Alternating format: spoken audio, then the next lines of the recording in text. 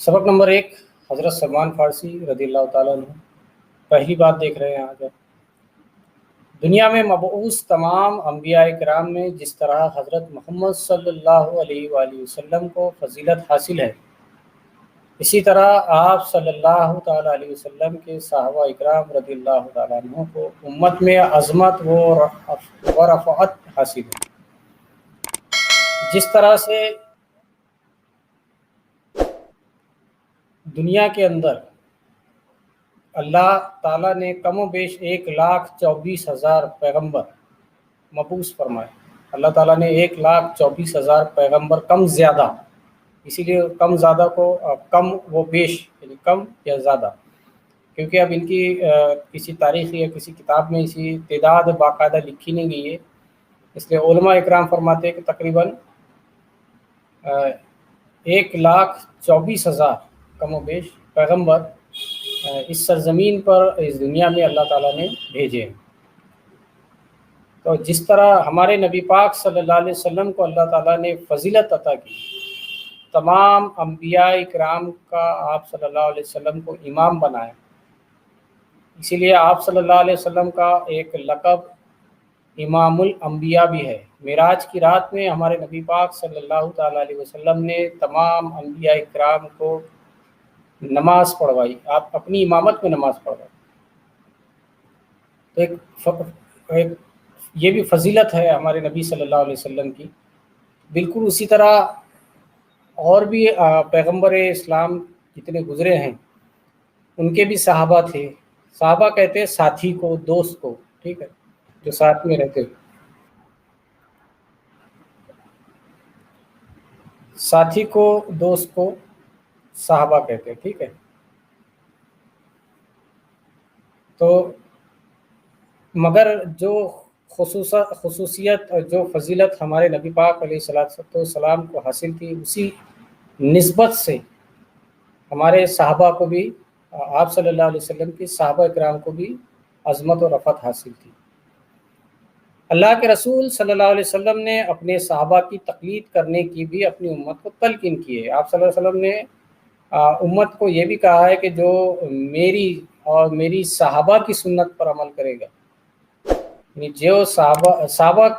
تقلید کرنا، نقل کرنا، ٹھیک ہے، تقلید یعنی جو کوئی آدمی، کوئی شخص جیسا کام کر رہا ہے اس کا دیکھا دیکھا اپن بھی وہ کام کرنا، ٹھیک ہے، اس کو کہتے ہیں تقلید کرنا۔ تو نقل کرنا جس کو ہم آسان زبان میں کہتے ہیں نقل، کوئی آدمی ایک کام کر رہا ہے تو ہم اس کو دیکھتے ہیں اور اس کی نقل کرنے کی کوشش کرتے ہیں۔ تو حضور صلی اللہ علیہ وسلم کی تقلید کرتے تھے صحابہ اکرام، ٹھیک ہے۔ تو صحابہ اکرام آپ صلی اللہ علیہ وسلم کی تقلید کرتے تھے، اس لیے قیامت تک ساری امت کے لیے آپ صلی اللہ علیہ وسلم نے فرما دیا کہ جو میری اور اللہ تعالیٰ کے برگزیدہ بندے ہمیشہ حق کی تلاش میں سرگرداں رہتے ہیں، کوششیں کرتے رہتے ہیں۔ سرگرداں وہ ہمیشہ کوششیں کرتے رہتے ہیں، ہمیشہ کہیں نہ کہیں وہ جستجو میں لگے رہتے ہیں، جو اللہ تعالیٰ کے برگزیدہ بندے ہوتے ہیں، حق کی تلاش میں، ان کی استقامت اور ثابت قدمی میں اس راہ کے مصائب کبھی بھی مانے نہیں ہوتے۔ تو وہ اتنے اپنے حق کی تلاش کے اندر حق کو پانے کے لیے اتنے ثابت قدمی ہوتے ہیں، یعنی کہ وہ چاہے کتنی ہی ان کے اوپر مشکلیں آ جائے، کتنی ہی آفتیں آ جائے، تو وہ اس کی طرف ذرا سا بھی دھیان نہیں دیتے، ٹھیک ہے۔ مصائب، آفتیں، تکلیفیں وغیرہ کتنی بھی ان کو ہو، مشکلات، تو وہ اس سے گھبراتے نہیں ہیں، ٹھیک ہے، مانے نہیں ہوتے، کوئی مطلب نہیں ہوتی ان کے، یعنی وہ ایسی چیزوں کو وہ زیادہ دھیان ہی نہیں دیتے، ایسی مشکلات میں کو وہ اپنے کو وہ زیادہ رسپانس نہیں دیتے اور کوئی دھیان نہیں دیتے، اور تمام تکلیفوں کا سامنا کرتے ہوئے آگے بڑھتے رہتے ہیں۔ انہیں اپنی ذات کا خیال رہتا ہے، نہ مال و متاع کی پر، نہ وہ اپنے آپ پر اتنا دھیان دیتے ہیں جو اللہ کے برگزیدہ بندے ہوتے ہیں، اور نہ ہی وہ اپنے مال کی طرف دھیان دیتے ہیں کہ میرے پاس اتنا مال ہے، یہ خرچ ہو جائے گا تو پھر میں کل کیا کھاؤں گا، اس کی بھی ان کو فکر نہیں ہوتی، نہ ان کو اپنی خود کی فکر ہوتی ہے۔ بس ان کو ایک ہی لگن لگی رہتی ہے کہ کسی طرح وہ حق کو پالے، حق کی تلاش میں وہ لگے رہے۔ عیش و آرام کی لذتوں میں ان کا دل للچاتا ہے، نہ صحرا اور پہاڑوں میں گھبراتا ہے، نہ ان کو اس چیز سے محبت ہوتی ہے کہ جو ان کو عیش و آرام کے جو گھر ہوتے ہیں، نہ ان کو اے سی کی ضرورت ہے، نہ ان کو نرم گدوں کی ضرورت ہوتی ہے، نہ ہی وہ جنگلاتوں میں، نہ ہی وہ پہاڑوں سے گھبراتے ہیں۔ یہ چیزوں سے وہ ڈرتے بھی نہیں ہیں، جنگلوں میں پہاڑوں سے وہ اس سے بھی گھبراتے نہیں، اور نہ ہی ان کو عیش و آرام کی زندگی چاہیے۔ انہیں دھن رہتی ہے تو بس تلاش ہے حق کی، ان کو صرف ایک ہی، ان کے دماغ میں ایک ہی بات چلتی ہے، ایک ہی چیز رہتی ہے، وہ ہوتی ہے کہ کسی طرح سے وہ ان کی جو تلاش ہے وہ اپنی منزل کو وہ پالے، وہ حق کو پالے۔ حضرت سلمان فارسی رضی اللہ تعالیٰ عنہ کا شمار ایسے ہی لوگوں میں ہوتا ہے، تو ایسے جو لوگ ہیں انہی میں شمار آپ کا بھی ہوتا ہے، حضرت سلمان فارسی رضی اللہ تعالیٰ عنہ۔ حق کو پانے کے لیے انہوں نے جو پریشانیاں برداشت کی، ان کا ذکر صحابہ کی سیرت پر لکھی ہوئی مختلف کتابوں میں موجود ہے۔ بہت ساری کتابیں آپ کو نیٹ پر بھی مل جائیں گی، اور جو اسلامک کتب خانے ہوتے ہیں وہاں پر بھی آپ کو صحابہ کی سیرت والی کتابیں مل جائیں گی، تو آپ ان میں ایسے بہت سارے صحابہ کا ذکر آپ پڑھ سکتے ہیں کہ ان لوگوں کو حق کو پانے کے لیے کیا کیا پریشانیاں برداشت کرنا پڑی، اتنی آسانی سے وہ ان لوگوں کو یہ حق کی طرف ان کو اتنی آسانی سے ان کو یہ راستہ نہیں مل پایا، بہت زیادہ ان کو تکلیفوں سے گزرنا پڑا، تب جا کے ان کی یہ تلاش جو ہے تو پوری ہوئی۔ 2 منٹ رک جائیے۔ تو آپ ایسے بہت ساری کتابوں میں صحابہ کے ذکر کو پڑھ سکتے ہیں۔ صحراؤں کا مطلب ہوتا ہے، صحراؤں کے 2 معنی ہوتے ہیں، ایک یہ بات یاد رکھیے گا۔ صحراؤں کا مطلب ہوتا ہے ایک تو جنگل بھی، ٹھیک ہے، صحرا یعنی جنگل، اور ایک معنی اس کا ریگستان بھی نکلتا ہے، ریگستان کے میدان، بہت زیادہ ایسا ریگستان کہ جہاں پر دور دور تک ریت ہی ریت ہو، ٹھیک ہے۔ تو اس کا مطلب 2 ہے، مطلب یہ معنی، ٹھیک۔ تو یہاں پر ہم جنگلات کا بھی معنی لے سکتے ہیں، ریگستان کا بھی معنی لے سکتے ہیں، کیونکہ عرب کے اندر ریگستان وغیرہ ایسے علاقے بھی ہیں، جنگلات بھی راستے میں ملتے ہیں۔ ایران قدیم زمانے ہی سے علم ہنر کا مرکز رہا ہے۔ ایران جو ہے، ایران کا نام آپ نے سنے، ہمارے جو پڑوسی ملک ہے پاکستان، اس کے بازو میں ایک ملک ہے اور افغانستان، اور اس کے بازو میں ایک ملک ہے ایران، ٹھیک ہے۔ تو ایران آج کے وقت میں یہاں پر جو حکومت ہے تو وہاں اسلامک جمہوری اسلامک حکومت ہے ایران میں۔ تو یہ پرانے زمانے کی بات ہو رہی ہے، کب کی؟ جب اسلام کا آغاز ہوا، شروعاتی دور میں تھا اسلام، ٹھیک ہے۔ تو اس زمانے میں یہاں پر جو تھا، جو لوگ تھے، کون تھے، اس کے بارے میں تو آگے آئے گا۔ تو پہلے ان کے علم کے بارے میں بتایا جا رہا ہے کہ پرانے زمانے سے ہی یہاں پر اچھے لوگ رہتے تھے، یعنی کہنے کا مطلب پڑھے لکھے لوگ، علم و ہنر کا مرکز تھا، بہت ان کے پاس میں نئے نئے ہنر ان لوگوں کو یاد تھے اس زمانے کے لحاظ سے۔ انسانی تمدن کا سورج ابھی نصف النہار پر بھی نہ پہنچا ہوگا کہ وہاں کی تہذیب و معاشرت کے چرچے عام ہونے لگے تھے۔ انسانی زندگی کی جو ترقی تھی وہاں پر، یعنی انسان نئے چیزیں وہاں پر بن رہی تھی، تو وہی یہاں پر بتا رہا ہے کہ جو تہذیب تھی وہاں کی، جو کلچرل تھا، اور بہت ساری چیزیں جو وہاں پر ہو رہی تھی، نئی چیزیں جو دنیا کے دوسرے حصوں میں نہیں ہو رہی تھی، ایران میں ہو رہی تھی۔ تو انسانی تمدن کا سورج ابھی نصف النہار کہتے ہیں آدھا بیچ میں، یعنی پورا سر پر سورج جب آ جاتا ہے، جس کو ہم عام زبان میں دوپہر کا وقت بھی کہتے ہیں، یعنی اس وقت میں سایہ ختم ہو جاتا ہے، چیز کا سایہ ختم ہو جاتا ہے، یعنی آپ اگر لکڑی کو زمین میں اگر ایسے کھڑے کرے تو اس کا سایہ ختم ہو جائے گا، ٹھیک ہے۔ تمدن کا معنی ابھی بتایا میں نے، آپ نے غور سے سنے نہیں، تہذیب، ٹھیک ہے، جس کو ہم انگلش میں بولتے ہیں کلچر، جو چلا آ رہا ہے، جو زندگی جو جی رہے تھے لوگ، اب اس میں چینجز آنا، پرانے دور میں ہمارے یہاں پر بھی جو تہذیب و تمدن میں ہمارے یہاں پر بھی بہت پہلے کے مقابلے میں اب بہت زیادہ چینجز آ گئے ہیں، ہے نا۔ دھیرے دھیرے انسان وقت کے ساتھ میں اپنا پہناوا، اپنے کھانے پینے کی چیزیں یہ چینج کرتے جاتا ہے، ترقی کرتا ہے اس میں بھی۔ پہلے زمین پہ بیٹھ کر کھاتا تھا، پھر وہ کرسی ٹیبل پر بیٹھ کے کھانے لگا، پھر دھیرے دھیرے وہ کھڑے ہو کر کھانا شروع کر دیا۔ تو یہ گراف ہمارا تہذیب و تمدن۔ تو یہ نئی نئی چیزیں ہو رہی تھی، تو ان کی وہ نئے نئے چیزیں وہاں پر ایجاد کر رہے تھے، اس چیزوں کا استعمال بھی کر رہے تھے، جو بھی چیزیں اس زمانے میں وہ لوگ ایجاد کر رہے ہیں، کیونکہ علم اور ہنر وہاں پر دونوں بھی تھے، علم کا بھی مرکز تھا وہ، ہنر کا بھی۔ تو انسانی تمدن کا سورج ابھی نصف نہار پر بھی نہ پہنچا ہوں گا کہ وہاں کی تہذیب و معاشرت کے چرچے عام ہونے لگے تھے۔ جس طرح سے آج کے وقت میں ہم کہتے ہیں کہ بھائی امریکہ، اب امریکہ کا جیسی نام آتے ہیں بھائی، وہاں کے لوگ بہت زیادہ پڑھے لکھے، بہت زیادہ ایجوکیٹڈ لوگ، اور بہت زیادہ آگے، دنیا کے اندر سب سے زیادہ ترقی کرنے والی قوم، اس طرح سے ہم امریکہ کا اپنے ذہن میں بٹھا کے رکھتے ہیں۔ اگر کوئی یہ بھی کہتے کہ میں امریکہ ریٹرن ہوں، میں امریکہ میں رہتا ہوں، تو ہم سمجھتے کہ اتنے بڑے دیش میں رہتا ہے یہ، اور جو پورے دنیا میں ابھی پورا سپر پاور ہے، اس طرح سے ایران تھا اس زمانے میں، ٹھیک ہے نا۔ تو اس کی تہذیب کا، امریکہ کی تہذیب اور وہاں کی کلچر پوری دنیا میں عام ہے کہ وہ لوگ کیسے، تو بالکل اسی طرح سے ایران کا بھی پورا نام تھا دنیا میں اس زمانے میں، لوگ اس کے چرچے ہوتے تھے۔ مجوسیوں نے زرتشتی مذہب کو عام کرنے میں کوئی کسر نہ اٹھا رکھی تھی۔ اب یہاں پر ایک چیز آ گئی ہے کہ مجوسی اور زرتشتی مذہب، مجوسی جو زرتشتی مذہب کو پہلے سمجھ لیتے، ٹھیک ہے۔ زرتشتی مذہب ایک قدیم مذہب ہے، اور یہ لوگ آگ کی پوجا کیا کرتے تھے، ٹھیک ہے۔ آگ کی پوجا کرنے والوں کو کہا جاتا ہے مجوسی، ٹھیک ہے۔ اب بہت سارے لوگ ہیں تو ان کو مجوسیوں کہا جائے گا، ٹھیک ہے۔ تو آگ کی، ہاں بولیے، اگر آپ کو زرتشتی مذہب، آگ کو پوجنے والے جو لوگ ہوتے ہیں ان کو کہتے ہیں، جیسا ہم اللہ کی عبادت کرنے والے لوگ ہیں، تو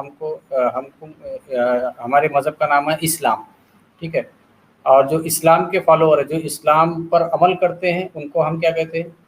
مسلمان۔ تو بالکل اسی طرح سے ان کا مذہب کا نام ہے زرتشتی مذہب، اور جو اس کو فالو کرتے، جو اس کے اوپر عمل کرتے، ان کو کہا جاتا ہے مجوسی، ٹھیک ہے۔ اب یہ بڑے پیمانے پر یہ مذہب تھا وہاں پر۔ دنیا کی اولین حکومت کا قیام وہیں عمل میں آیا۔ 7ویں صدی عیسوی میں ساسانی حکومت میں سیاسی تغیرات ہوئے، اور وہاں پر جو حکومت تھی، ساسانی حکومت تھی، یعنی ایک گھرانہ وہاں پر بھی راج کرتا ہوا آ رہا تھا، وہ بھی یہی مذہب کے فالوور تھے، یعنی وہاں کے جو بادشاہ تھے، وہاں کے جو حکومت کرنے والے جو لوگ تھے، وہ بھی زرتشتی مذہب کے تھے۔ مگر جو پیریڈ میں حضرت سلمان فارسی وہاں پر رہے، تو اس پیریڈ کے اندر تھوڑا سا وہاں پر حکومت کے اندر کچھ بدلاؤ ہو رہے تھے،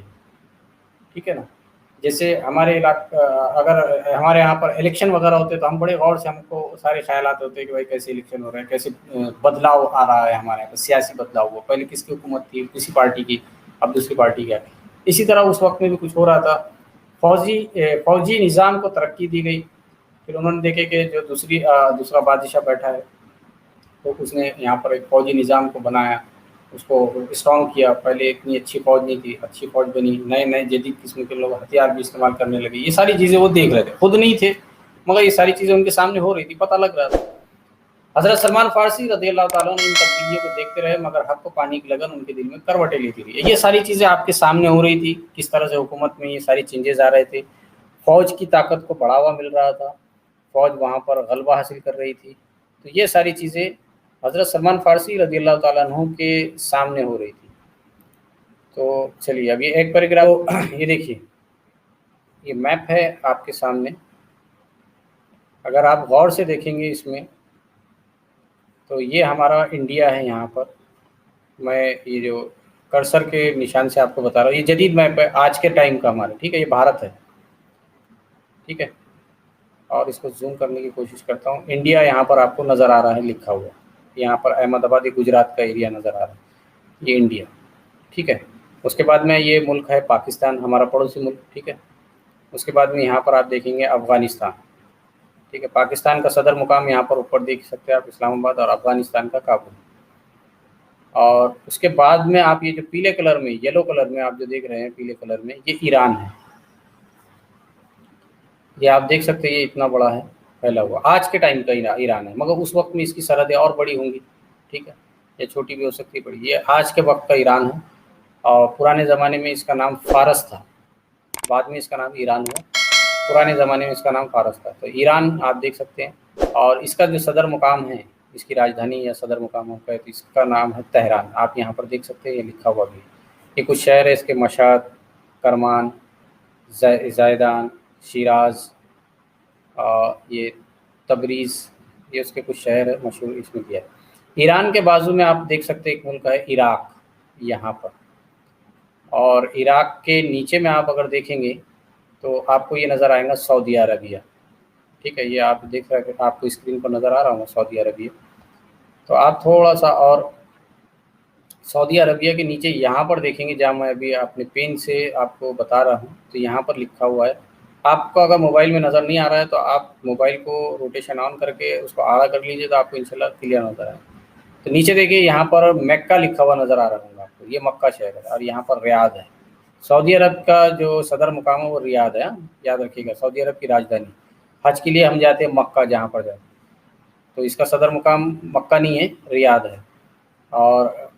یہ ہمارا مذہبی اور سب سے اہم شہر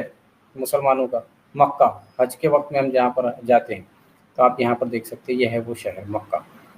اب یہ یہاں پر مکہ ہے، اور آپ ایران کو دیکھ لیجئے کہاں پر، یہ ایران، ٹھیک ہے، آج کا یہ نقشہ ہے۔ اور اس کے بعد میں آپ ایران کے بازو میں عراق ہے،